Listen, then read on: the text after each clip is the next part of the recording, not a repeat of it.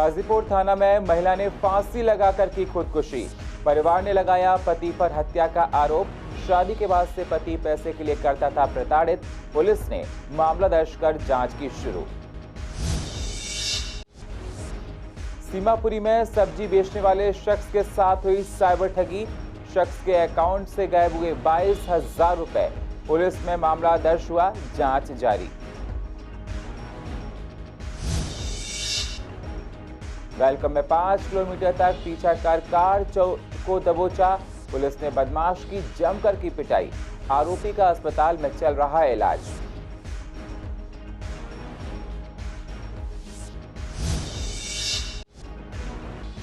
सीमापुरी के ब्रह्मपुरी रोड पर किराना की शॉप में लगी आग। फायर ब्रिगेड की टीम आग बुझाने में लगी। दुकान में रखा सारा सामान जलकर हुआ खाक। मौके पर पुलिस तैनात।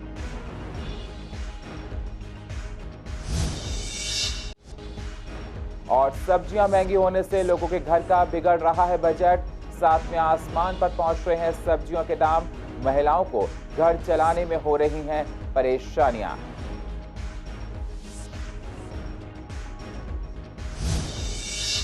नमस्कार, स्वागत है आप सभी का सीसीएन में। मैं हूं आपके साथ सुनील चौहान और आप देख रहे हैं पूर्वी दिल्ली खास।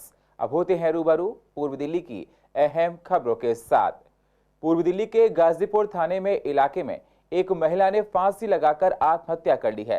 परिजनों ने आरोप लगाया है कि पति पुरुषोत्तम शादी के बाद से ही पैसे को लेकर लगातार मारपीट और प्रताड़ित किया करता था, जिससे परेशान होकर उनकी बेटी ने आत्महत्या की है। फिलहाल पुलिस ने मामला दर्ज कर लिया है और तफ्तीश में जुट गई है। मृतक महिला की पहचान 24 साल की खुशी के रूप में हुई है। खुशी के परिवार का रो रो कर बुरा हाल है और न्याय की मांग कर रहा है। मां ने कहा कि पुरुषोत्तम ने उनकी बेटी को मारा है और उसे जल्द से जल्द गिरफ्तार कर उनकी बेटी को न्याय दिया जाए। उसने कुछ मुझे बताया नहीं। जब मैंने वहाँ देखा तो वो लड़की पड़ी थी वहाँ पर। जब मैं गया वहाँ पर तो वो लड़की पड़ी थी। उसके दादा ससुर ने मुझे फ़ोन किया था कि वहाँ जाके देखो कि क्या हुआ है वहाँ पे मयूर विहार में। मैं तुरंत घर से भागा हूँ और वहाँ जाके देखा तो वो लड़की पड़ी थी। झगड़ा तो चलता ही रहता था इनका। कई बार वो मेरे घर पे भी आ गई थी तो मैं समझा देता था, अपनी लड़की को ही समझा देता, मेरा बेटा तो वो रहना तो वहीं है, उसी आदमी के साथ रहना है। जब तक मेरी शादी कर दी है तो तेरे को जाएगी कहाँ? नहीं तो वो रहना तो मेरे घर आगे रह ले। उसने टॉर्चर नहीं उसने टॉर्चर किया गया, उसे बहुत टॉर्चर किया हुआ है, बहुत ज़्यादा टॉर्चर किया है। वो सहनशील बहुत थी लड़की मेरी।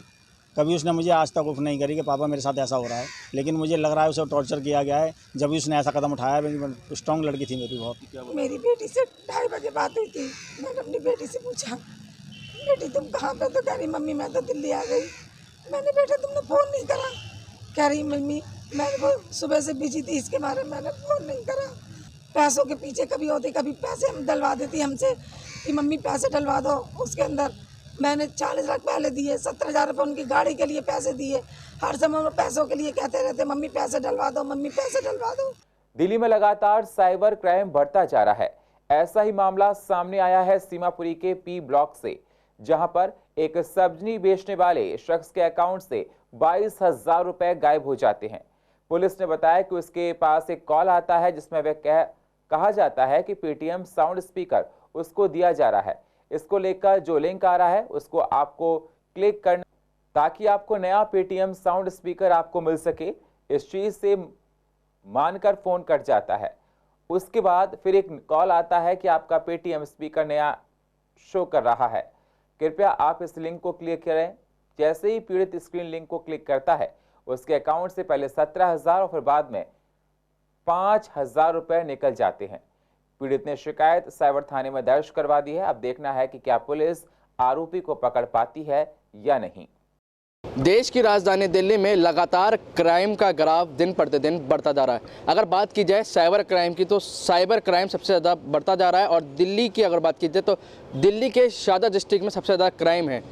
और ऐसा ही एक शिकार हुआ एक सब्जी वाला। जी हाँ, उससे बातचीत कर लेते हैं, उसके साथ कैसा साइबर क्राइम हुआ है। मेरे साथ वो मौजूद है। फ़ोन आया था पहले। क्या, किस चीज़ के लिए फ़ोन आया? कह रहा था साउंड बॉक्स लगना है। किसका साउंड बॉक्स लगना है? वो पेटीएम का डब्बा जो होता है जी हाँ, तो लगवाना है तुम। तो मेरा तो लगा पड़ा है साउंड बॉक्स, मेरा क्या ज़रूरत है जी। कह रहा है एक नया लग जाएगा, वो हट जाएगा, दूसरा लग जाएगा। अच्छा हाँ, तो मैंने फिर वो कह रहा मेरा तो लगा हुआ है, तो एकदम मैंने गाली बकी उसे, तो फिर वो काट दिया उनने। फिर दोबारा फ़ोन करा उनने जी। हाँ, फिर दोबारा फ़ोन करा, फिर कह रहा है तुम अपना OTP मैसेज आया उसका, कह रहा ये बता दो मुझे, ये करना है। तो मैंने वो क्लिक कर दिया और जैसे देखा तो बाद में शाम को पता चला कि सारे पैसे चले गए, 22,559 रुपये। 5,000 और 22,000। तो क्या टुकड़ों में निकाले या फिर एकदम से निकाले थे? पहले 17,300 निकाले, फिर एकदम सारे निकाल लिए उन्हें, 5,259 रुपये एकदम। कभी स्विच ऑफ कर लेता, कभी वेस्ट में डाल देता, कभी किसी चीज़ में डाल देता। वो सब्जी का काम करता है, उसके अकाउंट से 22,000 रुपये निकाल ले जाते हैं। अब देखना यही है, फ़िलहाल इन्होंने जो है कंप्लेंट दर्ज करवा दी है। पुलिस किस तरीके से इसकी इन्वेस्टिगेशन करती है, क्योंकि जो साइबर क्राइम है वो 2 ही गैंग चलाते हैं, या तो मेवात गैंग या फिर झारखंड गैंग। अब देखना यही है कि इसके साथ जो ठगी हुई है वो कौन से गैंग ने की है। वीडियो जर्नलिस्ट सौरभ के साथ मोहित शर्मा, CCN लाइव, दिल्ली। उत्तर पूर्व दिल्ली के वेलकम में रविवार तड़के एक बदमाश कार चोरी कर भागने लगा। पड़ोसी ने देखकर कार मालिक को सूचना दी। कार मालिक ने अपने भाई के साथ बाइक से चोरी कर पीछा किया और दिलशाद गार्डन पेट्रोल पंप के पास उसे दबोच लिया गया। इस दौरान लोगों की भीड़ जमा हो गई। लोगों ने बदमाश, जो 38 साल का हसन है, उसकी जमकर पिटाई कर दी। पुलिस मौके पर पहुंची और आरोपी को अस्पताल लेकर गई। पुलिस आरोपी हसन से पूछताछ कर जांच कर रही है। उत्तर पूर्व दिल्ली के सीलमपुर के अंतर्गत ब्रह्मपुरी रोड पर किराना की शॉप में आग लग गई है। फायर ब्रिगेड की 2 गाड़ी मौके पर आग को काबू करने में लगी हुई हैं। आग लगने की वजह से इलाके में अफरा तफरी का माहौल बन गया। आग लगने से दुकान में रखा सारा सामान जलकर खाक हो गया है। सुरक्षित लोगों को बाहर निकाला जा रहा है। पुलिस बल मौके पर तैनात है। आग लगने की वजह शॉर्ट सर्किट बताई जा रही है। लगी है, ये आज मंगलवार है, ये दोपहर तक खोलते हैं दुकान। आज इन्होंने खोली दुकान, तो उसके बाद देखा लड़के ने जाके ऊपर, तो शॉर्ट सर्किट से आग लगी। वो लड़का वहाँ पहुँचा, उनने बताया कि ये आग लग गई है, तो उसने आके फिर बुझाने, हम लोगों ने, पड़ोसियों ने सारे सिलेंडर लेके अपने बुझाने की कोशिश की, उससे नहीं बुझी। फिर मैंने फायर ब्रिगेड को फ़ोन किया। ग्राउंड +2 फ्लोर थे, उनमें आग में हमने काबू पा लिया। सर, किसी के तो कोई घायल होने की कोई आदमी कोई नहीं फंसा, सब बाहर निकल गए थे पहले। सितंबर और अक्टूबर महीने में बारिश होने से सब्जियों की फसलें खराब हो गई हैं, जिसका असर सब्जियों के दामों पर दिखाई दे रहा है। सब्जी अधिक महंगी होने से लोगों की थालियों से हरी सब्जियां इस समय गायब होती जा रही हैं। जो सब्जियां बाजार पहुंच रही हैं, उसमें महंगाई के कारण दाम आसमान छू रहे हैं। खासकर हरी सब्जियां अभी महंगी हैं। सिर्फ धनिया ही है जिसके दाम गिरे हैं, 300 से 80 रुपए किलो बिक रही हैं। बाकी सब्जियों के दाम कम नहीं हैं। टमाटर 50 रुपए है, आलू 30 से 40 रुपए किलो, गोभी 40 से 50 रुपए किलो, प्याज 30 से 40 रुपए, हरी मिर्च 80 रुपए, नींबू 80 रुपए, भिंडी 7 रुपए, मेथी 80 रुपए, पालक 50 रुपए, शिमला मिर्च 80 रुपए, मटर 120 रुपए मिल रही है। ये में एक तो धनिया, मिर्च, अदरक, लहसुन, नींबू, पुदीना। अच्छा, अभी धनिया का क्या रेट चल रहा है? धनिया अभी 30-40 रुपए किलो है। पहले क्या रेट चल रहा था? पहले 300 रुपए किलो था। बारिश के कारण महंगी हो गई थी, अब एकदम से मंदी हो गई। बारिश कम हो रही है ना, और सस्ता हो क्या, अदरक महंगी हो गई थोड़ी बहुत। लहसुन वही है 60 रुपए किलो। 40 है, 20 में 30 है, सब रेट यही है सारे। सस्ता हो गया है अब तो, पहले महंगा था, अब सस्ता होता जा रहा है ना। ये 10 से 800 नीचे गिरता जा रहा है, नीचे गिरता जा रहा है, सब पे नीचे गिरता जा रहा है। अब सबसे महंगा मटर है, हरी मटर 120 रुपये किलो। और इस जगह ये मेथी बेचता है 80 रुपये किलो। मेथी होना चाहिए 20 रुपये किलो, तो 80 रुपये किलो मेथी बेच रहे हैं। गोभी सस्ती है, मटर महंगा, मशरूम महंगी है, घिया महंगा, घिया 50 रुपये किलो घिया। इन लोगों का इस वजह लगता है जी बाहर से माल नहीं आ रहे हैं, कह रहे बाहर से माल नहीं आ रहा है। जितना बारिश हुआ था सब बारिश में ख़त्म हो गए। 40 रुपये किलो टिंडा है, घिया 40 नहीं, 40 से नीचे कोई ना। करेलो 40 है, और गेहूँ 40, गेहूँ मिर्ची 40 है। सारी चीज़ें महंगी, सस्ती तो कोई चीज़ है ही नहीं। कोई भी घिया ले लो, गोभी ले लो, हर चीज़ महंगी है। जो कि इस मौसम में जाके सस्ती हो जाती है। अभी तो कुछ नहीं कह सकते जी, अभी तक तो जो हिसाब से लग रहा है वो भी महंगे हैं। आलू 40 रुपये चल रहे हैं। देखो जब आएगा तब पता लगेगा। ये तो अभी तो कुछ नहीं कह सकते, अभी तो महंगाई है। वो तो जरूरी है, खानी तो है ही है, ये कि कम बनाएंगे थोड़ी। कार्तिक मास के शुक्ल पक्ष की अष्टमी को गोपाष्टमी का त्योहार मनाया जाता है। इस दिन गौ माता की विशेष पूजा का विधान है। शास्त्रों के अनुसार गौ माता में सभी देवी देवताओं का वास होता है, इसलिए उनकी पूजा करने से भक्त को सभी देवी देवताओं का आशीर्वाद प्राप्त होता है। आज गोपाष्टमी का त्योहार बहुत ही विधि विधान के साथ मनाया गया। गायों की पूजा की गई, जिसमें सभी लोगों ने गौ माता का विधिवत पूजन अर्चन किया है, उनको और अपने जीवन को कृतार्थ किया है। देखिए, कार्तिक मास की शुक्ल पक्ष की अष्टमी को गोपाष्टमी का पर्व मनाया जाता है और गोपाष्टमी का पर्व हमारे देश में बहुत ही धूमधाम से मनाया जाता है। इस दिन जो इसका प्रचलन था, भगवान श्री कृष्ण ने इस दिन गैयों को चराने के लिए माता यशोदा से और बाबा नंदलाल जी से आज्ञा ली थी और इसी दिन से गोपाष्टमी का पर्व शुरू हो गया था।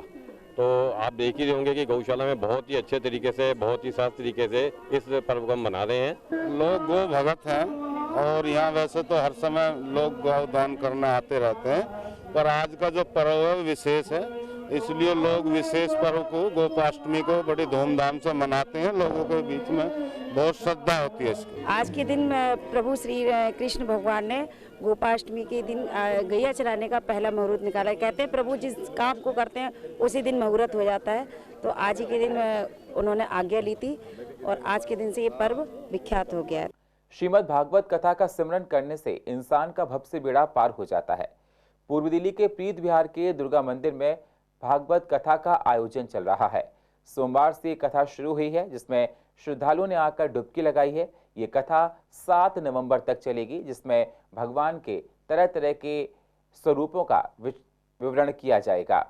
आज जो हमारा गोकर्ण का स्टार्ट किया गया है, गोकर्ण के बारे में जो कथा चल रही है, और अमरनाथ जी में जो भगवान विष्णु ने माता पार्वती जो कथा सुनाई थी उसके बारे में महाराज जी आज चर्चा कर रहे हैं, सबको बता रहे हैं। और संख्या के मामले में आज फर्स्ट डे है, तो हम 200 से 250 संख्या मान के चल रहे थे, तो संख्या हमारी 350 पार कर चुकी है फर्स्ट डे में। जब महाराज जी का इतना प्रताप है, तो ये वाकई में बहुत ही महाराज जी के आशीर्वाद से कि हम लोग भी अपने आप को धन्य महसूस कर रहे हैं। देखिए, आज भागवत का पहला दिन है और वर्किंग डे भी है, सोमवार है आज।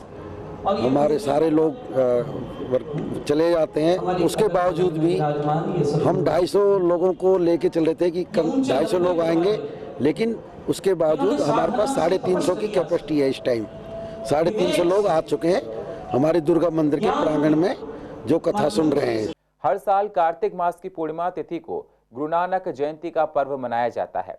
इस साल ये पर्व 8 नवंबर को मनाया जा रहा है। सिख धर्म के अनुयायियों के लिए ये जयंती काफी खास होती है। इसी कारण से इसे गुरुपूरब या प्रकाश पर्व के नाम से भी जाना जाता है। 8 नवंबर को श्री गुरु नानक देव जी का प्रकाश पर्व है। गुरुद्वारों को भव्य तरीके से सजाया जा रहा है, लंगर चलाए जा रहे हैं। इस बार भव्य नगर कीर्तन निकाला जाएगा। श्रद्धालुओं में खुशी देखी जा रही है। गुरु नानक महाराज जी का प्रकाश पुरब 8 तारीख को आ रहा है, 8 नवंबर को आ रहा है और सारे ही गुरुद्वारों से प्रभात फेरियाँ शुरू हो चुकी हैं। हमारे कृष्ण नगर गुरुद्वारे से भी प्रभात फेरी शुरू हो चुकी है और ये सुबह 4:30 बजे निकलती है, 7 बजे वापस आती है।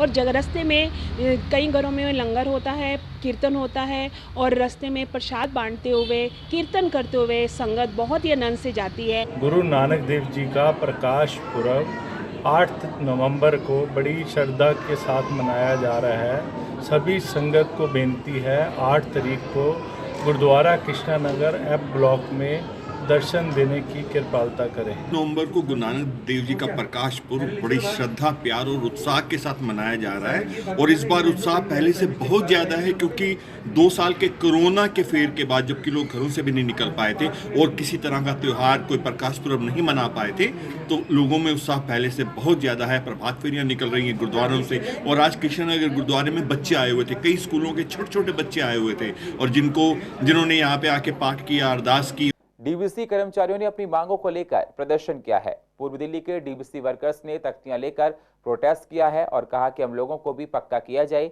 डीबीसी कर्मचारी अपनी मांगों को लेकर निगम से काफी नाराज भी दिखे हैं। पूर्व दिल्ली के ज्योतिनगर इलाके में एक युवक संजय के मोबाइल झपट्टा मारकर बदमाश भाग रहा था। बदमाश ने लोगों को पकड़ा, बाद में पुलिस को सौंप दिया गया। बदमाश की पहचान पिंकू और नीरज के रूप में हुई है। पुलिस इन दोनों बदमाशों से पूछताछ कर रही है। दिल्ली नर्सिंग फेडरेशन की तरफ से 3 दिन का 2 घंटे के लिए प्रोटेस्ट का आह्वान किया गया है। हेडगेवार अस्पताल की नर्सिंग यूनियन और नर्सिंग स्टाफ ने बताया वे लगभग 27 सालों से अस्पताल को सेवा दे रहे हैं। उसके बावजूद अभी तक उन्हें परमानेंट नहीं किया गया है, जिसे लेकर वे दिल्ली सरकार को विरोध जता रहे हैं।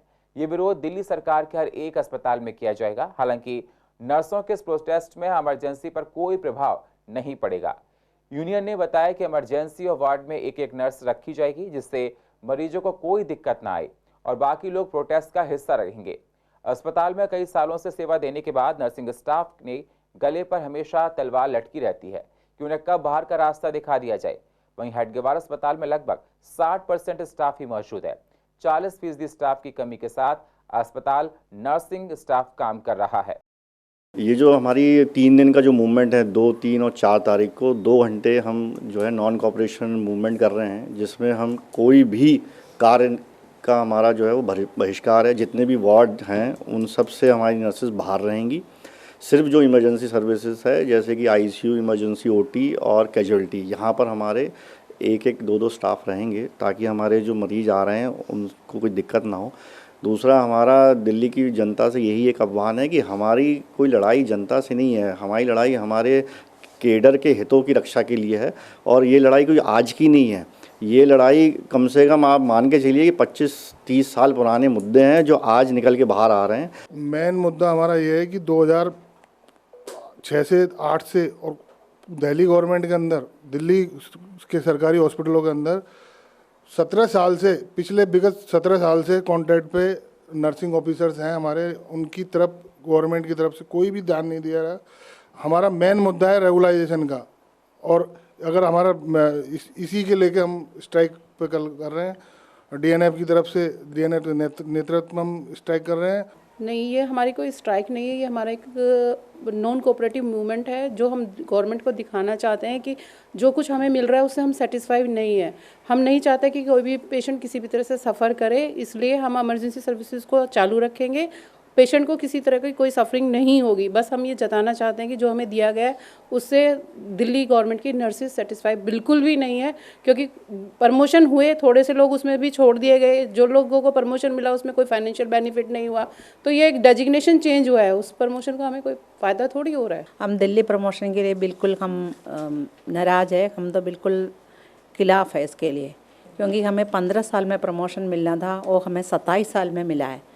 जब मुझे सेकंड प्रमोशन का ड्यू आ गया तब मुझे फर्स्ट प्रमोशन नहीं दे रहे, और हमारा सैलरी में भी काफ़ी डिस्क्रिमिनेशन चल रही है। ठीक से हमारा जो केडर नहीं दे रही है, और हमारा काफ़ी चीज़ें जो हायर स्टडीज़ का इंक्रीमेंट है वो भी ठीक से हमें नहीं दे रही है। कि जब कोरोना काल में मंत्री संतरी सब अंदर घुसे हुए थे, छुपे हुए थे, मेंढक की तरह सब कुएं के अंदर घुसे हुए थे। अब तो कोरोना पीरियड भी ख़त्म हो गया, अब तो बाहर आओ, अब तो निकलो, कम से कम नर्सिस पे अब तो ध्यान दो। ये दिल्ली नर्सिंग फेडरेशन के बैनर तले पूरे दिल्ली गवर्नमेंट के हॉस्पिटल में जो स्ट्राइक की जा रही है 2, 3, 4 नवंबर को 2 घंटे का नॉन कॉपरेशन मूवमेंट किया जा रहा है। अगर इस नॉन कॉपरेशन मूवमेंट के बाद सरकार हमारी नहीं सुनती है, ये सरकार की तरफ से हमारी मांगों को पूरा नहीं किया जाता है, तो निश्चित रूप से हम अनिश्चितकालीन हड़ताल पर जाएंगे। और पूर्व दिल्ली की अधिक जानकारी के लिए आप YouTube पर जाकर CCN लाइव को सब्सक्राइब करें और फ्रेश अपडेट लेते रहें। और फिलहाल पूर्व दिल्ली खास में इतना ही। बाकी खबरों के लिए आप बने रहिए CCN के साथ। तब तक के लिए नमस्कार।